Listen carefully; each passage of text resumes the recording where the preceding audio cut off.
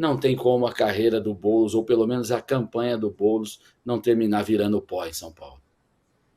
Gente, deixa eu trazer aqui a nossa primeira pauta de hoje, que é o seguinte: uma divergência, um conflito de versões sobre a carta de Donald Trump a Pablo Marçal. Pois é, uma reportagem do Metrópolis, publicada hoje, afirma que Donald Trump teria desmentido Pablo Marçal e negado a carta, o envio da carta ao empresário candidato à Prefeitura de São Paulo. A declaração foi feita após Marçal afirmar que havia recebido uma correspondência de Donald Trump. Segundo o Metrópolis, o ex-presidente americano e candidato à Casa Branca afirmou que não conhece Marçal e que nunca enviou qualquer correspondência a ele. A equipe de Trump também teria declarado que todas as cartas enviadas por ele estão publicadas em seu site oficial. E aí, em resposta, o Pablo Marçal fez uma postagem nas suas redes sociais divulgando esse documento aqui, que o Cláudio vai colocar na tela para a gente, para você que nos acompanha. Isso aí foi publicado pelo Pablo Marçal em resposta à matéria do Metrópolis. O candidato afirmou que recebeu a carta e mostrou as imagens que comprovariam. Coronel Gerson Gomes, começa com o senhor. Coronel, queria ouvi-lo aí sobre esse episódio, sobre esse conflito de versões aí em torno da correspondência de Donald Trump. Bom, inicialmente eu acho muito difícil que o candidato, né, no meio da campanha, o ex-presidente Donald Trump, tenha enviado uma carta assim pessoal. Pode ser que seja alguma coisa meio circular, eu mesmo já recebi algumas cartas do Donald Trump aqui, mas aquele esquema de campanha pedindo doações e fazendo referência aos eventos, à importância da participação, mas não acredito que tenha sido algo pessoal. Agora, da parte do próprio Pablo Marçal, eu não consegui, a imagem que foi projetada aqui, eu não consegui verificar o texto, a autenticidade, mas ele tem feito algumas comparações que interessam. Algumas delas são um pouco exageradas na minha perspectiva, né? Quando ele tenta, por exemplo, dizer que se Donald Trump tomou um tiro e o Bolsonaro uma facada, ele tomou uma cadeirada, né? Guardadas as proporções, seria, né, uma maneira de tentar estabelecer algum vínculo com os dois líderes populistas mais importantes que nós temos nas Américas. Hoje eu creio que o Milei ele ocupa esse lugar que o Bolsonaro deixou, e não que haja um tipo de competição, mas o protagonismo que hoje a Argentina desempenha na defesa da liberdade, dos valores. Eu vi que, por exemplo, o discurso que o Milei fez na ONU me lembrou muito o discurso que o Bolsonaro fez na ONU também, quando ele marcou posição com alguns conceitos ou com algumas ideias e com alguns valores que poucas pessoas tinham coragem de subir à tribuna e defender. E o Milei fez isso hoje. Então, talvez o Pablo queira meio que surfar nessa onda, mas na minha avaliação, posso estar enganado, viu, Vitor? Mas eu acho muita areia para o caminhãozinho dele. Ô Serrão, e no fim das contas, será que isso conta para a eleição de São Paulo? Será que uma carta enviada ou não vai virar algum voto na eleição de São Paulo, Serrão? Não, nada disso. Ó, vou falar para vocês. Por conta do meu falecido site Alerta Total, que tinha muito leitor nos Estados Unidos, todo dia eu recebo cartinha, sabe de quem? Da Kamala Harris. Dá vontade até de eu chorar, mas vamos lá. Pô, que desgraça. Aí o outro, o Marçal vem exaltar, recebeu alguma mensagem lá do pessoal do Trump ou do Trump. Parou. O Trump não sabe nem que trem que ele pega às 11 horas para chegar em Jaçanã. Então imagina se ele vai fazer alguma manifestação sobre qualquer questão ligada à Prefeitura de São Paulo. Trump tomou tiro na orelha, não tomou cadeirada, não tem nada com essa história que está passando por aqui. Então, melhor passar a régua, deixar o Trump ir lá na eleição dele, torcer pela vitória dele, que é muito importante para mudanças que vão ser startadas no Brasil, mas evocar o santo nome, ou do nada tão santo assim, Donald Trump, para tentar ter voto por aqui, a vantagem é nenhuma. Fala, Dimas. Eu vou na mesma linha, acredito que também seja alguma carta. Aquela carta protocolar, ela nem está endereçada exatamente ao Pablo Marçal, ele está endereçada para Alex Barata, salvo engano. Então, é uma tática do Marçal que ele tem usado muito bem, tanto que a gente está falando dele aqui agora, né? Então, isso aqui vai gerar corte, vai gerar... As pessoas estão falando, no chat devem estar comentando, provavelmente, a respeito disso. Então, ele está usando ele usou uma analogia ali, né, da cadeira, do tiro e da facada, Então, ele está usando espertamente e a gente está falando dele. Eu acho que ele alcançou o objetivo dele de ser notícia. Eu acho que é por aí. E você, Paulo, o que pensa? Olha, Vitor, me parece uma técnica que é utilizada para você pautar o debate e ser objeto do debate o tempo inteiro, custe o que custar. Né? O Pablo Marçal já teve em outras situações que pareciam ser ridículas ou não, mas o que importa para ele é estar no debate. E de algo dessa situação ele acaba extraindo, ele acaba absorvendo, na verdade, né? E assim segue crescendo. É gerar fatos. É a ideia de gerar fatos, independente de positivos, negativos, vexatório ou não, cômicos ou sérios, mas está sempre sendo objeto da roda aqui do Braddock, da roda do bar ou da roda da família que virá no final de semana. E assim constrói-se, consolida-se como um personagem de protagonismo social, não é com o objetivo necessariamente de votos nessa eleição. Eu também não consigo pensar que o Donald Trump esteja preocupado com o asfalto do Jardim Ângela. Então, pouco crível que tenha enviado uma carta para um prefeiturável de São Paulo, a não ser uma dessas cartas genéricas. Agora eu quero ser solidário ao Serrão, que ele acabou de dizer que recebeu cartas da Kamala Harris e tal. Olha, meu amigo Serrão, carta da Kamala Harris é pior que boleto, meu amigo. Então, deixo a minha solidariedade a você.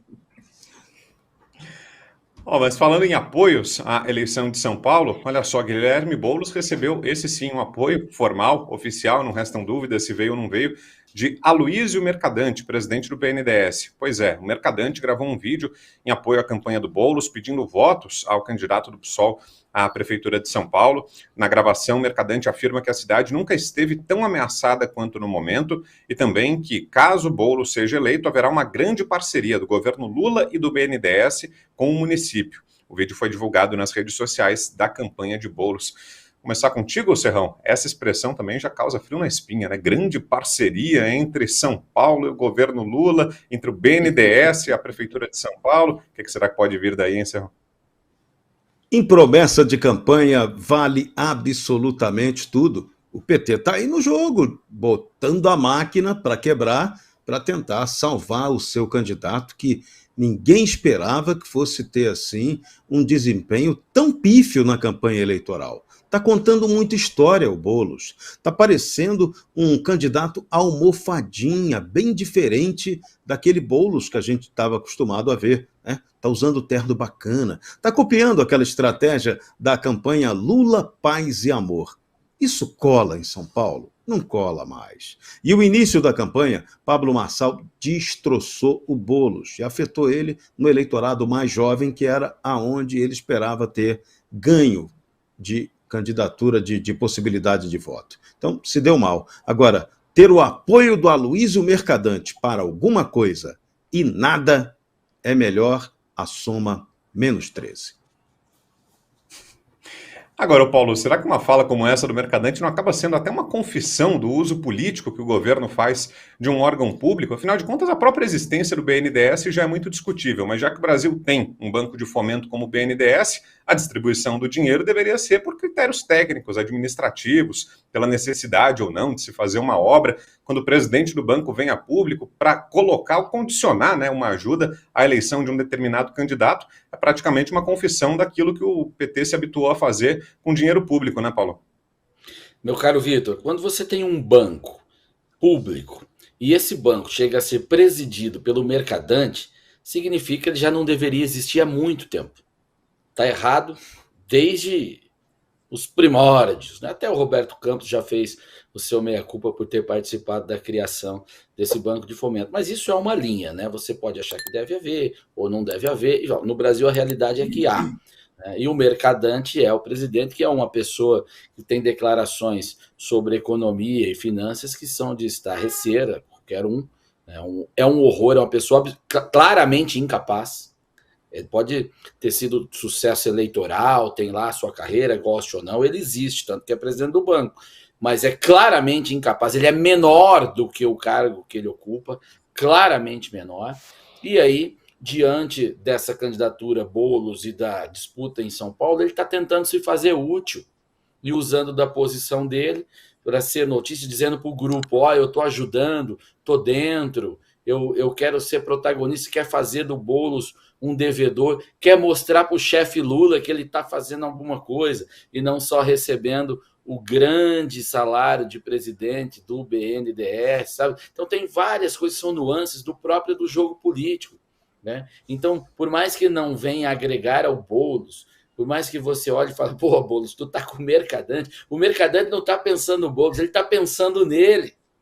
É para quando ele chegar lá no restaurante em Brasília e falar, ó, eu tô ajudando em São Paulo, hein? Eu tô ajudando, tô dentro e tal. É claro que é uma baita de uma bravata. Ele não vai conseguir beneficiar São Paulo, priorizar São Paulo com o BNDES. Esses bancos são altamente regulamentados. Há regulamentos do Bacen muito duros hoje, né, que, especialmente para empréstimo poder público. Se você for JBS, é outra coisa. Esse pode tudo, porque esses estão pairando acima de qualquer legislação. Mas se a coisa pública é diferente. Então, o Mercadante está sendo um bravateiro. Eu convido o pessoal que está nos vendo aí no Bradock, depois que acalmar aqui o programa, vocês vão lá no YouTube, depois do Bradock, digita assim, novo jingle Mercadante. Vocês vão encontrar um jingle que foi feito da campanha do Mercadante, que fala Mercadante ou Enganador. É uma das obras de desconstrução, ou melhor, de trazer a verdade na propaganda política mais bem feitas que eu já vi. É divertida e verdadeira. Você vai ver a essência do Mercadante. Mas o Serrão colocou aqui sobre o que o Pablo Marçal, né, demonstrou do Boulos no início da campanha e fez com ele. Aí você junta o que trouxe o Pablo Marçal e mais apoios como o do Mercadante e companhia, não tem como a carreira do Boulos, ou pelo menos a campanha do Boulos, não terminar virando pó em São Paulo. E deixa eu, antes de te passar, Dimas, trazer uma outra informação relacionada também à candidatura do Boulos. Aliás, esqueci de mencionar aqui no começo que o Dimas também é candidato lá em Curitiba, candidato a vereador, com apoio do ex-presidente Bolsonaro também. Faltou falar aqui no começo na apresentação. Olha só, sobre a campanha do Boulos, a outra notícia é a seguinte. Guilherme Boulos afirmou que, se eleito, seu governo terá o menor número de ocupações de moradias da história. A declaração foi feita durante um ato de campanha à Prefeitura de São Paulo. Boulos disse que pretende construir 100 mil moradias populares em 4 anos de mandato. Também prometeu implementar um programa de aluguel social para famílias de baixa renda. Que tal, hein, Dimas? Eles, como o Paulo bem falou aí, eles estão utilizando toda a máquina para ver se consegue, de alguma maneira, eleger o Boulos. Porque senão vai cair no colo do Lula uma derrota gigantesca em São Paulo. O que parece que vai acontecer. Então, estão buscando de todas as formas, né, fazer uso de toda a máquina petista. Outro item importante em tudo isso é ver que o PT, quando ele chega ao poder, ele acha que o Estado é dele, né? Eles pegam o Estado e dizem assim, o Estado é meu, eu vou usar o banco, o BNDES, e vou usar em favor do meu candidato. Quer dizer, essa é uma lógica que o PT sempre está mostrando, que eles não governam para o povo, eles governam para eles mesmos, né? Então, são alguns elementos que vão mostrando bem o caráter, o ethos do pensamento esquerdista. E para finalizar, a mentira, para eles, é uma ferramenta de luta, é uma ferramenta ideológica. Então, a gente consegue perceber exatamente quem é o PT. Aí o brasileiro não pode cair mais nesse tipo de esparrela, né, Paulo? Um clássico. Ô, Coronel, e essa promessa do Boulos vai até na contramão do que está acontecendo em nível federal, né? Sobre ele prometer menos invasões na sua gestão como prefeito. Isso não para em pé quando a gente olha, por exemplo, para os números do atual governo federal, né? Uma disparada nas invasões de terra, aliás, invasões que foram praticamente zeradas no governo anterior do ex-presidente Bolsonaro. Então não dá para acreditar que isso vá acontecer com o Boulos prefeito, né, Coronel? Foi ótima essa sua levantada de bola, Vitor, porque todo mundo pensa que quando o PT está no governo, a reforma agrária e até mesmo os problemas fundiários seriam melhor manejados. E não foi isso que aconteceu. Você fez a comparação com as invasões de propriedades rurais. E o Boulos, eu estava ouvindo uma declaração, um discurso do Lula, e ele cometeu um ato ali de sincericídio, dizendo que quando ele conheceu o Boulos, ele não sabia quem era, foi exatamente no momento de uma invasão de propriedades, e alguém soprou no ouvido dele e ele falou, não, invasão não, ocupação democrática. Então, o próprio presidente Lula, ele comete essas gafes porque, na verdade, durante os governos do PT, o que nós vimos foi o oposto. Veja que, até verdade seja dita, até por uma questão de justiça com aquele governo tampão do presidente Michel Temer, ele, quando assume, ele mudou a política de reforma agrária e fez uma mudança dando mais prioridade à titulação do que à desapropriação. Quando chega o governo Bolsonaro, essa política que teve início ali no governo Temer, ela ganhou um impulso muito grande que foi associada também à questão da segurança, com a permissão dos próprios produtores e proprietários rurais de defenderem as suas terras, de terem armamento para defender as suas terras, a segurança, ou seja, as polícias militares se engajaram na questão da não permissão de invasões. E o que a gente viu realmente durante o governo Bolsonaro? A maior quantidade de titulação de terras da história, porque durante aquele governo se deu títulos de terra, inclusive priorizando as mulheres, em maior quantidade do que somando todos os governos do PT, Lula, Dilma e até Fernando Henrique Cardoso. Então vocês vejam como a mudança de perspectiva. Quando a gente vai para a promessa do Boulos, eu queria fazer até uma associação com a sua provocação inicial do BNDES. Teoricamente, é muito bom esse alinhamento, tanto que o próprio Nunes e o próprio Tarcísio têm falado sobre isso, que você ter uma prefeitura aliada ali com o governo do estado, nós que somos moradores, eu fui morador e sou nascido e criado no Rio de Janeiro, o Serrão sabe muito bem como nós sofremos com aquela prefeitura, governo e governo federal, cada um brigando mais do que o outro e a população é que mais sofre. Em tese, esse alinhamento entre governador de estado e prefeito da capital deve fazer bem. E se há um alinhamento com o governo federal, no que diz respeito até mesmo aos programas de habitação, isso é muito bem-vindo. Agora, quando se fala de BNDES, eu estou ali com o Serrão. Isso me lembra aquele uso do BNDES que foi feito, por exemplo, eu me lembro da hidrelétrica de Tumarim, na Nicarágua. Você já pensou? Ali, no finalzinho do governo Dilma, ela queria enfiar uma hidrelétrica lá na Nicarágua para ajudar o ditador Daniel Ortega a se reeleger, e ele acabou que está no poder até hoje, quase 20 anos, e se não fosse o TCU, a gente ainda estava lá com uma dívida da Nicarágua numa hidrelétrica que até hoje não saiu, porque ninguém quis botar dinheiro ali. Ela queria botar o dinheiro do BNDES. Como foi utilizado em todas aquelas obras de infraestrutura, Odebrecht, Queiroz Galvão, Andrade Gutierrez, todos eles que deixavam um dinheirinho lá fora para o PT refazer as suas campanhas internando ou internalizando esses dólares de lá de fora. Então, a gente já conhece esse filme e espero que a gente não veja uma reedição, mas quem sabe, né? Ali em São Paulo, se a população de São Paulo não for sábia, não souber votar, quem sabe volta esse esquema ali para São Paulo. Deus quiser, não vai acontecer, não. Fala, Serrão.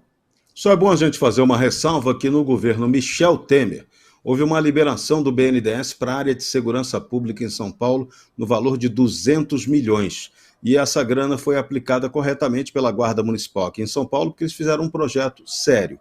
Então tudo depende de seriedade. O problema e a grande ficção é você esperar seriedade em projeto do PT. Você vai dormir, vai morrer, vai ressuscitar, e isso não vai acontecer.